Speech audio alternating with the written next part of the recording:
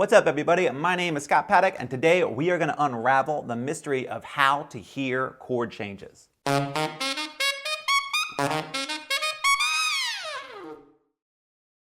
Today we are going to dive back into the world of chord changes, and we are going to focus on hearing chord changes. So what I mean by hearing chord changes is when you're listening to the radio, or you're playing with a band, or you just hear a song, being able to figure out what chords are going on in that song without seeing a lead sheet that's telling you what chords are going on. Now, that might sound a little bit difficult, but it's actually a whole lot easier than you think once you start to understand the patterns and the way these chords are working together. So the first thing that you need to know is that chords are not random. They're always working together. And when you're talking about pop music like pop, rock, R&B, blues, that kind of stuff, they're usually working together in one single tonal center. So if you understand how the chords in that tonal center are working together, it's going to be really easy to figure out what chords are happening in the chord progression. So to talk about this, we are going to use the G major scale. So G major scale is from G to G with an F sharp. And we are going to start off by playing diatonic chords in the G major scale. Now that might sound like a mouthful, but all diatonic chords means is that you are going to play only the notes in the G major scale, and you're going to form a chord on each scale degree. So your first scale degree would be the G in the G major scale. So you're going to play your first, third, and fifth. So we're just going to play a triad, which is your first, third, and fifth, and that would be G, B, and D. So the second note of your G scale is an A. So now we're going to start on the A, and we're going to play thirds on the A. So that'd be A, C, and E. So we're doing all of this in the key of G because we're talking about diatonic chords. So that'd be A, C, and E. And then for the third, which would be B, G, A, B. So that would be B, D, F sharp. So that's all that diatonic chords means, is that you're playing a chord on each scale degree. Now the good news is, even though you have 7 chords in your diatonic major scale, there are only 4 that are super common, and once you understand these 4 and how they work together, you're going to be able to hear chord progressions a whole lot easier. So let's talk about our first chord, which is the most important chord and the easiest chord to hear, and that is the 1 chord. So in the key of G, that would be G, B, and D. So for all of these, we're just going to be talking about triads. Triads are first, third, and fifth. We're not going to be adding sevenths right now. So the 1 chord in the key of G would be G, B, and D. And your 1 chord is super important because that is the home chord. That means you're resolving to that chord. It's known as the tonic or the root, and that is where everything is headed. So hearing a 1 chord is really easy because that is the main chord in the song. That is everything. That is what everything else is based on. So from there, we have a 5 chord. So in the key of G, that'd be G, A, B, C, D. And the theoretical name for that chord is the dominant chord. And all that means is that the 5 chord, which in this case, of course, again, is D, so D, F sharp, and A, that dominant chord has one job, and that job is it wants to go back to 1. It wants to go back to the tonic, to the root, to the main chord. So the dominant chord, the 5 chord, always wants to go back to 1. So if I play my 1 chord, and then my 5 chord, when I play that and I stop there, it doesn't sound complete. It wants to go someplace. It wants to go back to its home, which is the 1 chord. So I'll play those 3 chords together, and I'm going to pause a little bit on the 5 chord, and you're going to hear that it really wants to go back to the 1.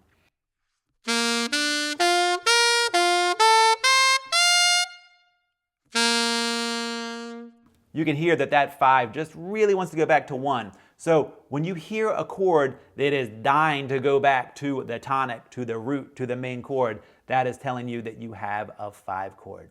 Now, the reason that the 5 chord wants to go back to the 1 is because of the 3rd degree of the 5 chord. In this case, the 3rd degree is the F sharp, and that F sharp is the leading tone to the 1 chord, which is the G. So that F sharp really wants to resolve to G.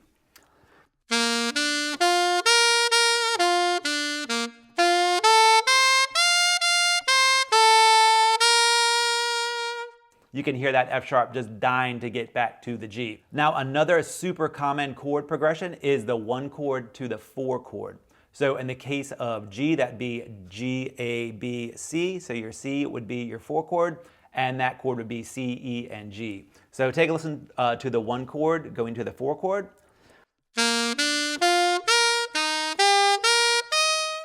So that's a strong chord movement, and that C wants to go somewhere, but it doesn't necessarily have to go back to the 1.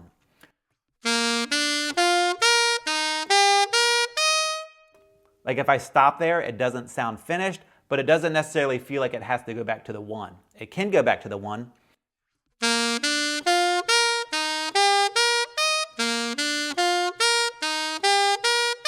So that sounds good when I go back and forth between the 1 chord and the 4 chord, but the 4 chord doesn't necessarily need to go to the 1 chord. It could also go to another chord. In this case, I'm going to take it up a step to the 5 chord.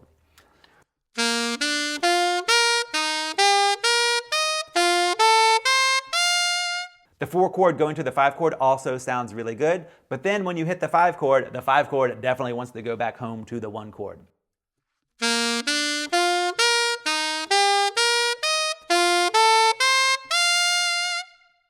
It really wants to go to the 1. But the thing about the 5 chord going to the 1 chord is it can also pass through the 4 chord to get back to the 1 chord. So it's going to take a little detour, but it still wants to work its way home. This is what it sounds like. This is the 1, 4, 5, 4, 1.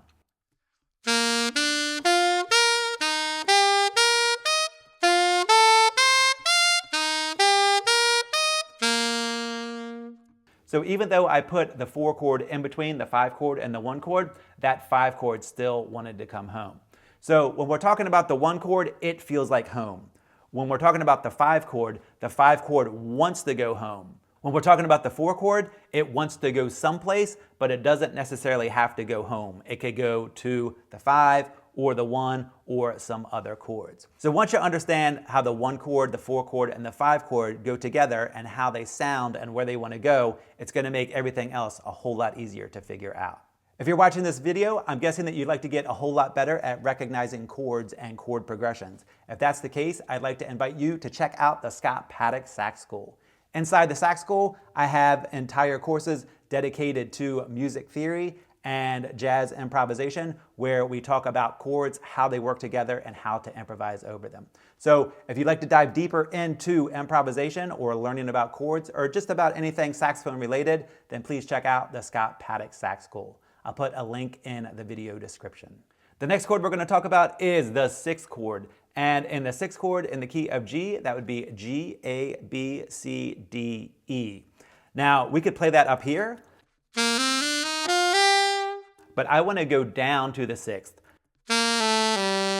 because you're going to see the way these chords go together a whole lot easier if we play it down there. So when we play the G major chord, we have G, B, and D. That's the 1 chord.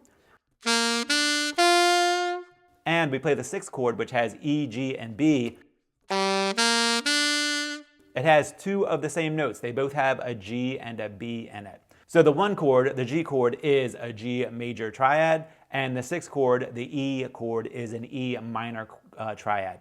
So all minor means is that that third is lowered from a G sharp that would be in your regular E scale to a G natural. Now, the thing about the 1 chord and the 6th chord is that they are relative major and minor. So that means they are related to each other. They are the same major and minor scales. So when you move between a 1 chord and a 6 chord, they actually sound very similar because they're sharing 2 of the same notes. So the G and the B in this case. So you don't really hear a big chord movement, you just hear a difference in the color of the chord. So this is the 1 chord, and this is the 6th chord. So you hear a movement, but if I cycle back and forth between those 2 chords, you're going to hear that it doesn't really move a lot, just the color changes.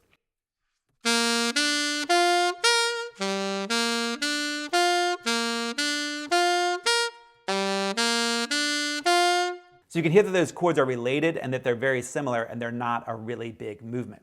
So we have the 1 chord, which is home. We have the 5 chord, which really wants to resolve back to the 1 chord. We have the 4 chord that wants to go somewhere, but it doesn't necessarily know where it wants to go. Then with the 6th chord, it sounds very similar to the 1 chord with just a different color because they share 2 of the same notes. Now here is the great news. Once you understand the 1 chord, the 4 chord, the 5 chord, and the 6 chord, that gives you the chord progression to thousands of songs. Thousands and thousands of songs. So when you're talking about rock songs, pop songs, blues songs, R&B songs, they almost all use 1 chord, 4 chord, 5 chord, 6 chord in some type of progression. So once you understand those 4 chords and how they work together, it's going to be really easy to hear them in different songs. Now when we're talking about jazz songs, you have a lot more to deal with because you have tonal centers that shift all over the place. But when it comes to rock and pop and that kind of music, figuring out the chord progression is actually pretty easy because they're all using the same chords just in different progressions. I'd suggest putting on some classic rock like Rolling Stones or Aerosmith and listening to the chord progressions. You're going to hear 1, 4, 5, and 6 chords all over the place just in different patterns or progressions. So here's a very common chord progression using just those 4 chords, the 1 chord, the 6 chord, the 4 chord, and the 5 chord. I'm sure that you are going to recognize it.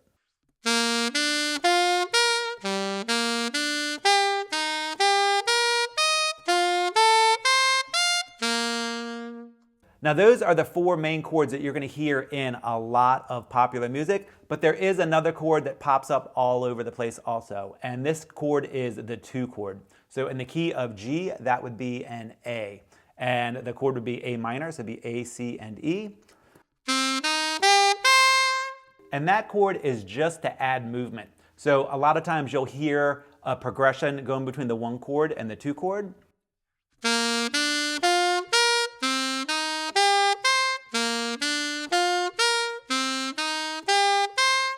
So the 2 chord is not a destination. The 2 chord is taking you someplace else or adding movement.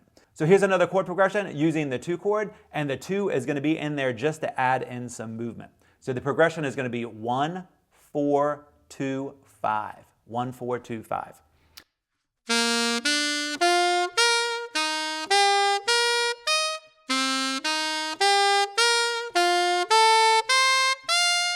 And another example is playing 1, 6, 2, 5, 1. So notice I'm talking about all these chords as numbers. You want to definitely think about them as numbers and how they're working together. So I'm going to start on the 1, go down to the 6, so that we know the 1 and the 6 are very similar. Then I'm going to go to the 2, which is a chord that we're using for movement. Then I'm going to go to the 5, and the 5 is the chord that really wants to resolve back down to the 1.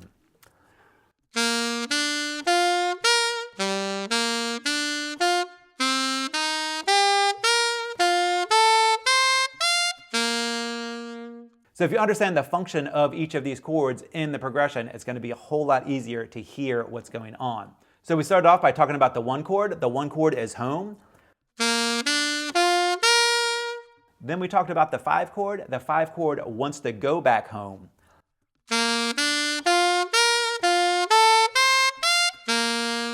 Then we talked about the 4 chord. The 4 chord is a strong movement and it wants to go somewhere, but it doesn't necessarily care if it goes back home. So this is the 1 chord to the 4 chord, back to the 1 chord.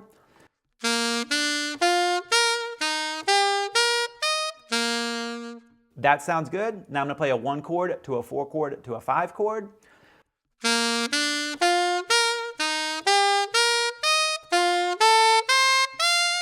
That sounds fine also. Of course, that 5 chord wants to go home.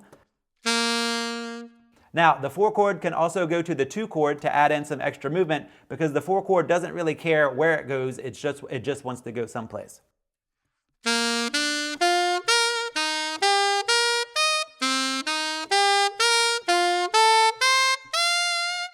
That 5 chord right there really wants to go home. Then we talked about the 6 chord. The 6 chord just gives you a different color of the 1 chord. So you can go back and forth between the 1 chord and the 6 chord, and it doesn't really sound like you're going anywhere, it just gives you a different color.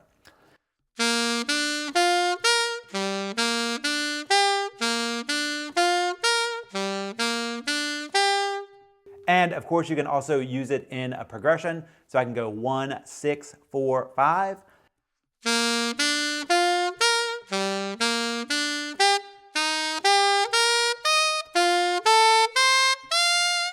And that 5 always wants to go home. And then finally, we talked about the 2 chord. The 2 chord that just wants to add movement. So you can go back and forth between the 1 chord and the 2 chord.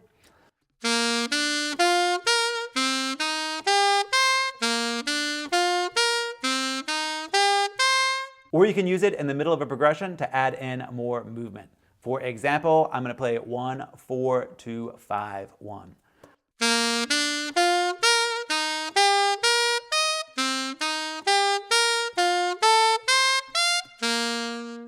Now, we didn't talk about this chord movement at all, but if you are a jazz musician and you play jazz tunes, then the 2, 5, 1 is super important. So we talked about the 2, the 5, and the 1, but that is a very, very strong chord progression, the main chord progression in jazz songs. But if you're just starting off trying to hear chord progressions, I would not suggest starting with jazz because there's a lot more going on. I would highly suggest starting off listening to classic rock. You're going to be able to hear these very common chord movements, and you're going to hear how they use them in different patterns to create different songs. So once you understand the role of each of these chords and how they work together, hearing them is going to become a whole lot easier. Thanks for taking the time to check out this video. If you'd like to dive deeper into my saxophone world, please check out the Scott Paddock Sax School.